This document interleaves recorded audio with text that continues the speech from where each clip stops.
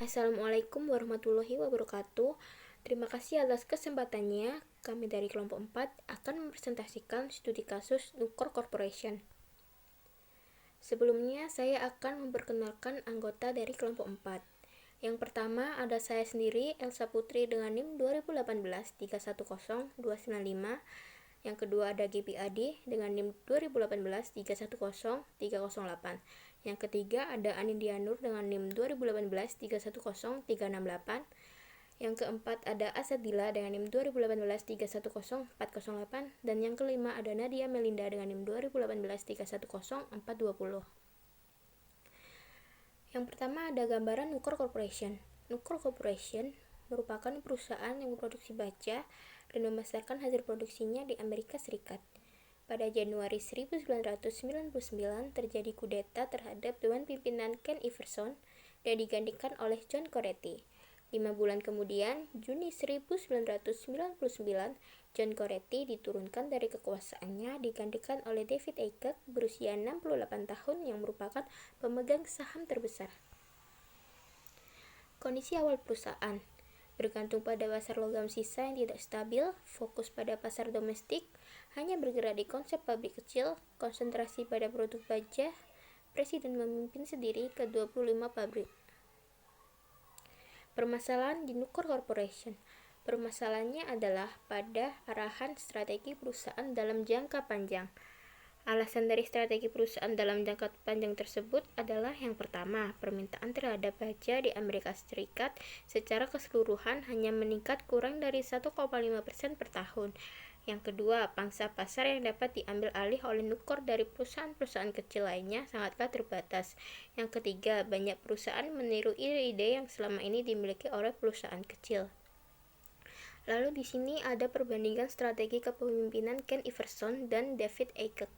Untuk Ken Iverson, tidak percaya pada akuisisi, mempertahankan Nucor sebagai perusahaan domestik, menginginkan Nucor tetap pada konsep pabrik kecil, menjadikan perusahaan Nucor sebagai permain industri tunggal yang berkonsentrasi pada produk baja dan yang terkait baja, mengawasi operasional 25 pabrik dalam satu pimpinan tunggal, dan dewan perusahaan terdiri dari pegawai dan mantan pegawai Nucor. Lalu untuk strategi David Aycock melakukan akuisisi, masuk ke pasaran global, membangun tandur tinggi, diversifikasi produk untuk masuk ke wilayah-wilayah luar cabang produksi baja, menambah lapisan-lapisan baru organisasi, dan mengubah komposisi dewan perusahaan. 2/3 dari jumlah anggota dewan perusahaan berasal dari luar perusahaan. Selanjutnya akan dijelaskan oleh rekan saya. Terima kasih atas kesempatannya. Nama saya Gibi Adariani, NIM 308. Di sini saya akan melanjutkan presentasi dari rekan saya. Perubahan-perubahan strategi yang terjadi pada Nucor. Yang pertama, melakukan akuisisi.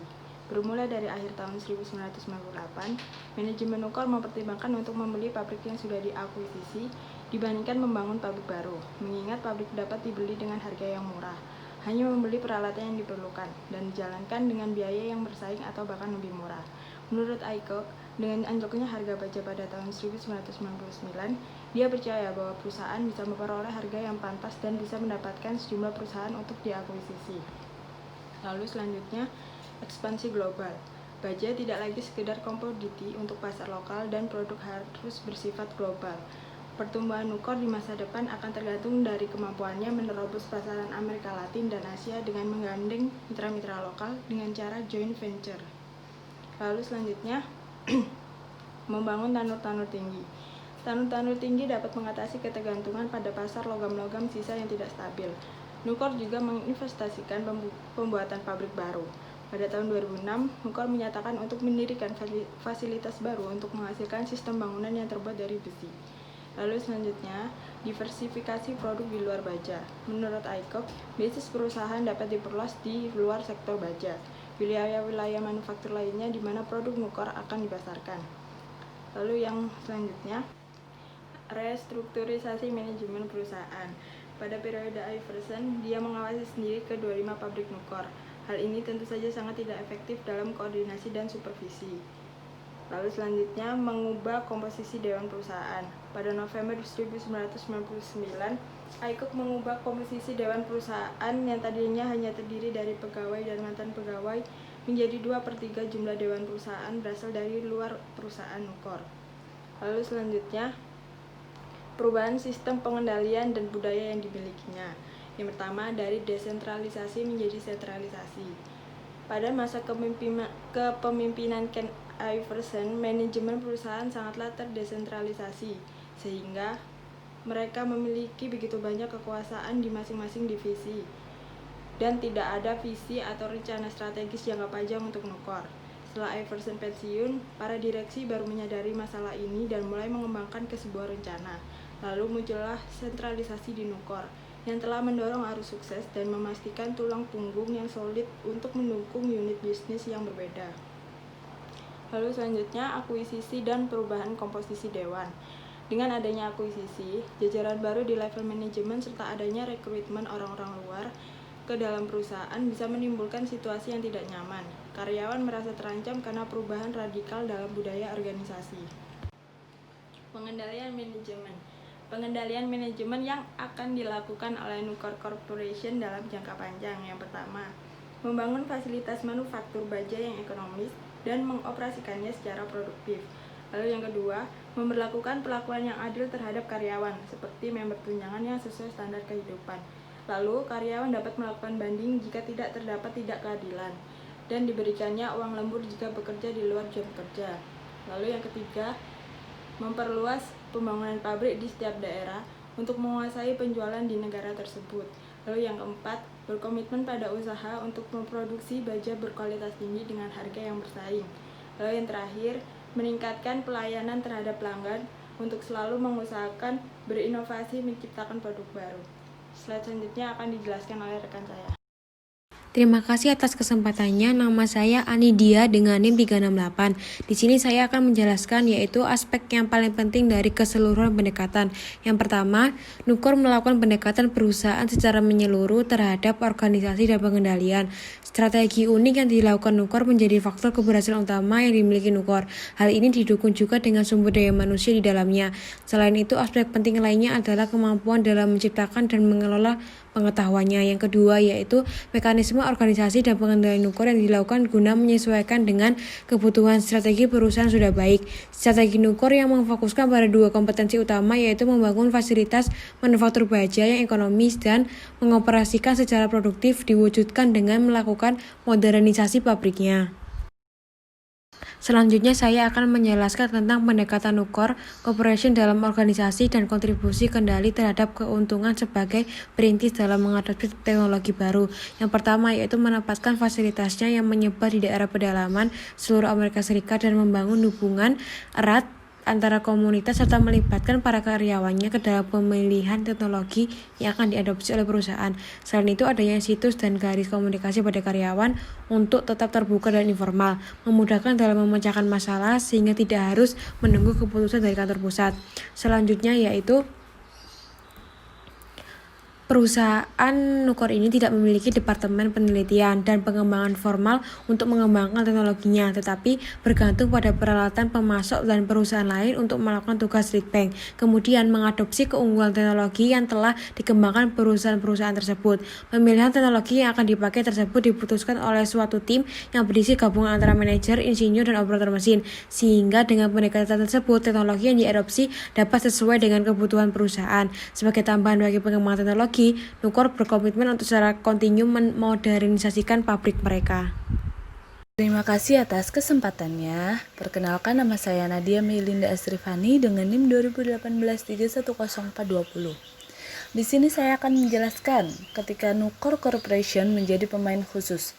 Ketika Nukor Corporation menjadi pemain khusus, mereka menggunakan gaya intuitif dari Iverson, dan itu sangat amat membantu mereka dalam mengoperasikan perusahaan Nukor tersebut. Selanjutnya, perusahaan Nukor sekarang mendapatkan pendapatan lebih dari 4 miliar dolar Amerika dan sudah menjadi perusahaan yang menghasilkan baja terbesar. Sehingga Nukor sudah waktunya memiliki perencanaan untuk jangka yang panjang.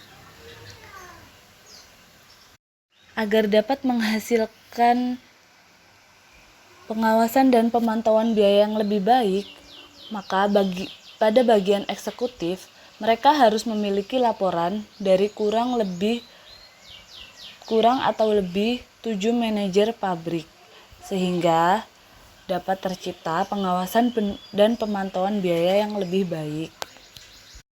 Pada slide selanjutnya, ada perbedaan antara Ken Iverson dengan David Aycock. Pada Ken Iverson, mereka mengawasi operasi 25 pabrik bersama dengan perusahaan Lensstaff. Sedangkan pada David Aycock, mereka lebih menekankan dan menambah lebih banyak lapisan manajemen. Kemudian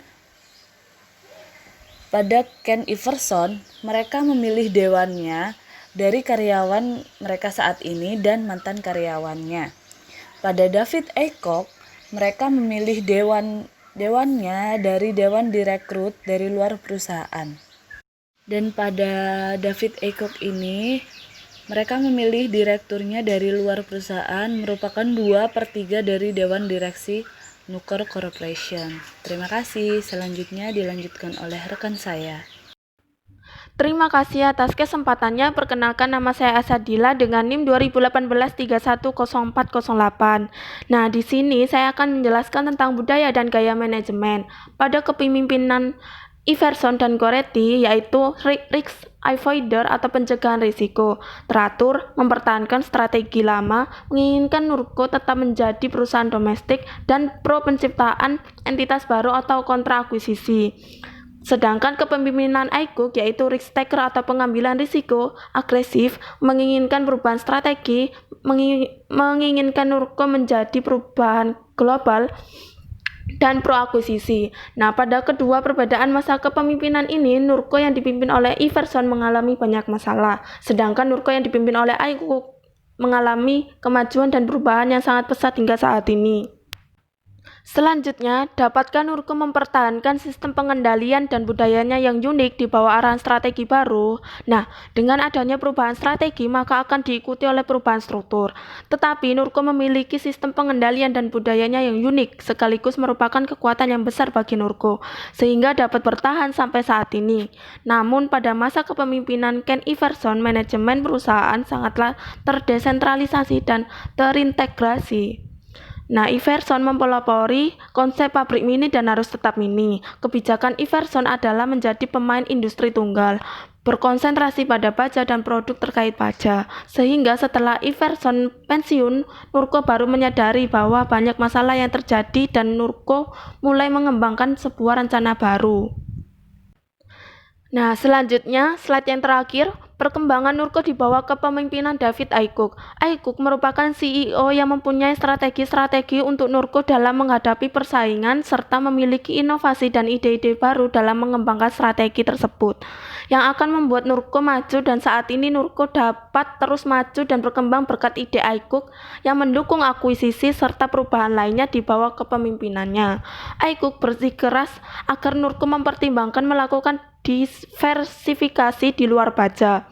Aycock menyarankan basis perusahaan diperluas melampaui baja ke area manufaktur lain di mana model Nurco akan bekerja. Nurco kemungkinan akan melihat pengaturan manufaktur yang mirip dengan toko non-union bisnis Nurco's Choice dengan konsep produk tim atau produk yang dapat disesuaikan dengan sistem tim Nurco. Sekian presentasi dari kelompok 4. Wassalamualaikum warahmatullahi wabarakatuh.